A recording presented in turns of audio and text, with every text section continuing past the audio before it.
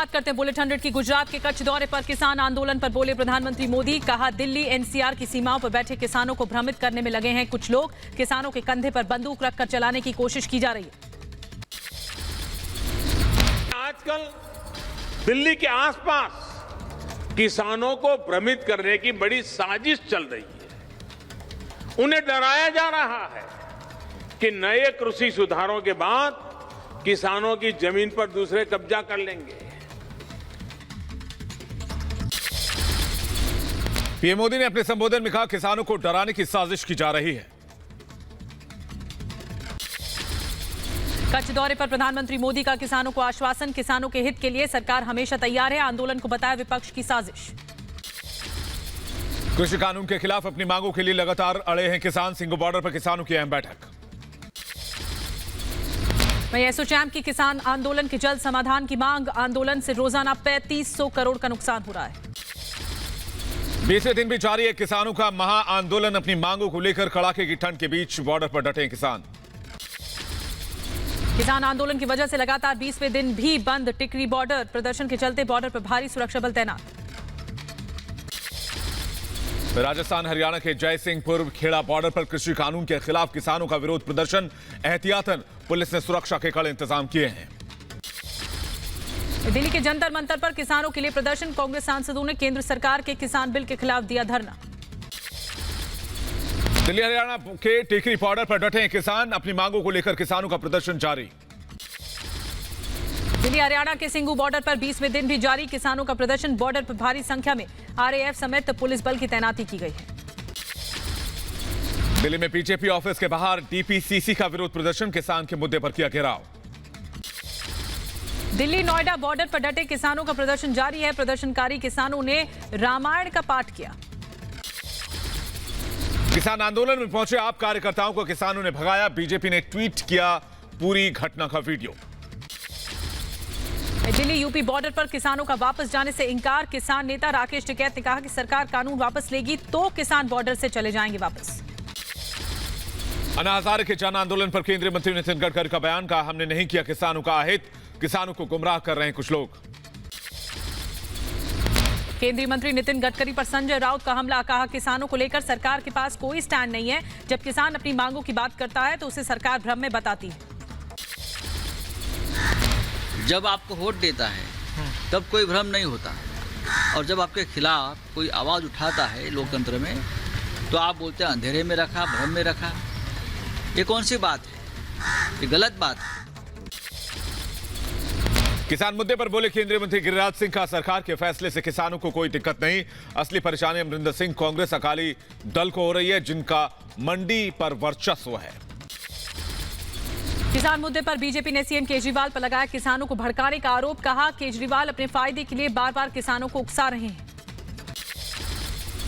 किसान आंदोलन के बीच राहुल गांधी का वार। कहा, मोदी सरकार के लिए प्रदर्शनकारी किसान खालिस्तानी हैं और पूंजीपति पक्के दोस्त। राहुल गांधी की ट्वीट का शिवसेना नेता संजय राउत ने किया समर्थन। का सरकार के खिलाफ बोलने वालों को देशद्रोही कहा जाता है। राहुल गांधी ने सिर्फ देश की भावना की बात कही है। किसान आंदोलन को लेकर समाजवादी पार्टी का बीजेपी पर हमला। कहा, बीजेपी के लोग किसानों के खिलाफ गलत बयानी कर रहे हैं, लेकिन इस पर भी प्रधानमंत्री मौन है। यह सब बीजेपी की सोच को साबित करता है। उत्तर प्रदेश में 2020 विधानसभा चुनाव लड़ेगी आम आदमी पार्टी। 2022 विधानसभा चुनाव लड़ेगी। केजरीवाल ने सीएम योगी पर निशाना साधते हुए कहा कि यूपी में सुविधाओं की कमी है। बदहाल हालत में है यूपी के स्कूल। पार्टी 2022 के उत्तर प्रदेश विधानसभा चुनाव लड़ेगी। आप भी आम आदमी पार्टी को एक मौका देके देखिए। मैं यकीन दिलाता हूं उत्तर प्रदेश वाले भी बाकी सारी पार्टियों को भूल जाएंगे। यूपी में चुनाव के ऐलान के बाद केजरीवाल का बयान। कहा, उत्तर प्रदेश में हर पार्टी की सरकार ने अपने घर भरने का काम किया है। छोटी छोटी सुविधाओं के लिए यूपी के लोगों को दिल्ली जाना पड़ता है। में हर पार्टी की सरकार आई है, लेकिन अपने घर भरने के सिवा किसी ने यूपी के लिए कुछ नहीं किया। आज छोटी छोटी सुविधाओं के लिए यूपी के लोगों को दिल्ली क्यों आना पड़ता है? वहीं यूपी में चुनाव लड़ने पर बोले संजय सिंह। कहा, यूपी की जनता ईमानदार सरकार चाहती है और वो विकल्प आम आदमी पार्टी और अरविंद केजरीवाल है। डिप्टी सीएम केशव प्रसाद मौर्य ने केजरीवाल पर साधा निशाना, कहा 2 करोड़ आबादी नहीं संभाल पा रहे हैं, 24 करोड़ वाली आबादी के राज्य के सपने देखते हैं केजरीवाल। मुंगेरी लाल के हसीन सपने देख रहे हैं केजरीवाल। केजरीवाल के चुनाव ऐलान पर श्रीकांत शर्मा का हमला, कहा दिल्ली में पहले सफाई कर्मचारियों का पैसा दे दे केजरीवाल, दिल्ली को संभाल नहीं पा रहे हैं केजरीवाल और यूपी के तरफ बढ़ना चाहते हैं। योगी सरकार का आपके यूपी से चुनाव लड़ने पर पलटवार, केजरीवाल को आदत है डींगे मारने की, बयान दिया।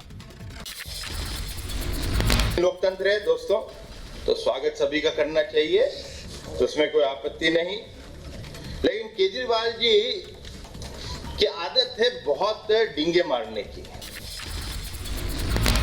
गुजरात के कच्छ में प्रधानमंत्री मोदी ने दी कई परियोजनाओं की सौगात, 1 दिन के गुजरात दौरे पर प्रधानमंत्री मोदी।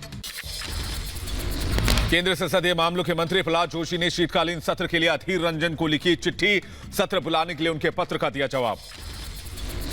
और इस बार नहीं होगा संसद का शीतकालीन सत्र, कोरोना के चलते सत्र को टाला गया है, इस बार जनवरी में बुलाया जाएगा बजट सत्र। कर्नाटक विधान परिषद में हंगामा, डिप्टी चेयरमैन की कुर्सी तक पहुंचा विपक्ष, कांग्रेस एमएलसी ने डिप्टी चेयरमैन को कुर्सी से हटाया। गौरक्षा कानून को लेकर कर्नाटक विधानसभा में मचा था बवाल। चुनाव आयोग से मिले बीजेपी नेता जेपी नड्डा पर हमले को लेकर चुनाव आयोग को सौंपा ज्ञापन, बंगाल में अर्धसैनिक बलों की तैनाती की मांग। पश्चिम बंगाल पुलिस एक लिखित विज्ञप्ति देता है, ट्वीट होता है एक लिखित विज्ञप्ति। लिखित विज्ञप्ति में लिखता है कि सब शांतिपूर्ण हुआ, तो ये उनको शांतिपूर्ण दिखता है। इसका मतलब साफ है कि वो केवल एक दल के दास बन चुके हैं। उपचुनाव आयुक्त 17 दिसंबर को बंगाल का करेंगे दौरा, बीजेपी ने बंगाल में वोटर लिस्ट में गड़बड़ी का लगाया आरोप। ममता बनर्जी को लग सकता है बड़ा झटका, बीजेपी में शामिल हो सकते हैं टीएमसी के बागी नेता शुभेंदु अधिकारी, सूत्रों के हवाले से बड़ी खबर। पश्चिम बंगाल के हल्दिया में तृणमूल कांग्रेस के बागी मंत्री शुभेंदु अधिकारी का टीएमसी पर हमला, कहा ममता बनर्जी का नाम लिए बिना साधा निशाना। केंद्रीय मंत्री नित्यानंद राय का ममता बनर्जी पर हमला, कहा पश्चिम बंगाल में हिंसा वाली सरकार है, बंगाल की जनता ममता बनर्जी से त्रस्त है, इस बार बीजेपी बहुमत के साथ बंगाल में आ रही है। ममता बनर्जी का बीजेपी आरएसएस पर निशाना, हिंदू और मुसलमान को बांटने की कोशिश हो रही है। पश्चिम बंगाल के अलीद्वारपुर और जलपाईगुड़ी का ममता बनर्जी ने किया दौरा, मजदूर संघ को संबोधित किया। यूपी के मुरादाबाद में एसपी विधायक हाजी रिजवान के बिगड़े बोल, कृषि कानून के विरोध में प्रदर्शन के दौरान प्रधानमंत्री मोदी और सीएम योगी पर की अभद्र टिप्पणी। एमपी में माफियाओं को सीएम शिवराज सिंह की खुली चुनौती, कहा सारे माफियाओं को जड़ से उखाड़ फेंकेगी हमारी सरकार। एमपी सरकार के मंत्री नरोत्तम मिश्रा ने कमलनाथ के आराम वाले बयान पर कसा तंज, कहा पहले तो ये समझना पड़ेगा कि ये दिल की आवाज है या दिल्ली की, जो भी हो दोनों की स्थिति में दिग्विजय सिंह सफल रहे। पहले तो ये समझना पड़ेगा ये दिल की आवाज है या दिल्ली की, जो भी हो दोनों स्थिति में दिग्विजय सिंह तो सफल रहे। अमरावती से निर्दलीय विधायक रवि राणा मुंबई सीपी और अमरावती सीपी को निलंबित करने की मांग कर रहे हैं। किसान प्रदर्शन के दौरान रवि राणा को हिरासत में लिया गया था। महाराष्ट्र विधानसभा में बोले पूर्व मुख्यमंत्री देवेंद्र फडणवीस, कहा जल्दबाजी में पारित न किया जाए शक्ति एक्ट, सरकार ने कभी इस विषय पर हमसे बात नहीं की, इसे अगले सत्र में लाना चाहिए। मुंबई में महाराष्ट्र सरकार के खिलाफ बीजेपी का विरोध प्रदर्शन, मराठा आरक्षण महिला सुरक्षा के मुद्दे पर उद्धव सरकार का घेराव किया गया। कोरोना से जंग के बीच एम्स के नर्सिंग कर्मचारियों की अनिश्चितकालीन हड़ताल, छठे वेतन आयोग लागू करने समेत कई मांगे। एम्स की नर्सों की हड़ताल पर दिल्ली हाईकोर्ट ने लगाई रोक, हाईकोर्ट ने नर्सों को काम पर वापस लौटने को कहा है। 18 जनवरी को दिल्ली हाईकोर्ट में होगी सुनवाई। वहीं एम्स नर्स एसोसिएशन के नर्सिंग अधिकारी का बयान, कहा एम्स प्रशासन को 1 महीने पहले दिया था नोटिस, हमसे बात करने की बजाय मंत्रालय के जरिए हमें डराया धमकाया गया, हड़ताल के अलावा हमारे पास कोई विकल्प नहीं था। हड़ताल से मरीजों की मुश्किलें बढ़ गई। एम्स में नर्सों की हड़ताल की वजह से मरीजों और उनके तीमारदारों को काफी परेशानियों का सामना करना पड़ रहा है। श्रीनगर में अपनी पार्टी ने रैली का आयोजन किया। अपनी पार्टी के अध्यक्ष अल्ताफ बुखारी का बयान, कहा दुनिया में तो कोविड मार्च 2020 से आया है, लेकिन हमारे यहाँ कोविड 5 अगस्त 2019 से आ गया। भारत के दौरे पर ब्रिटेन के विदेश सचिव डोमिनिक रॉब ने विदेश मंत्री एस जयशंकर से मुलाकात की, दोनों के बीच द्विपक्षीय संबंधों पर हुई चर्चा। ब्रिटेन के प्रधानमंत्री बोरिस जॉनसन ने प्रधानमंत्री मोदी के न्योते को किया स्वीकार। गणतंत्र दिवस पर भारत के मेहमान होंगे बोरिस जॉनसन। पीएम मोदी की अगुवाई में कल होगी कैबिनेट की बैठक। 11:30 बजे पीएम वीडियो कॉन्फ्रेंसिंग के जरिए बैठक में हिस्सा लेंगे। अर्जुन रामपाल को नारकोटिक्स कंट्रोल ब्यूरो का समन। एनसीबी ने अर्जुन रामपाल को कल पूछताछ के लिए बुलाया है। ड्रग्स कनेक्शन को लेकर अर्जुन रामपाल से एनसीबी करेगी सवाल। सरदार वल्लभ भाई पटेल को पीएम मोदी ने किया नमन। का देश की एकता अखंडता की रक्षा करने के लिए सरकार वल्लभ भाई पटेल से हमेशा प्रेरित होती रहेगी।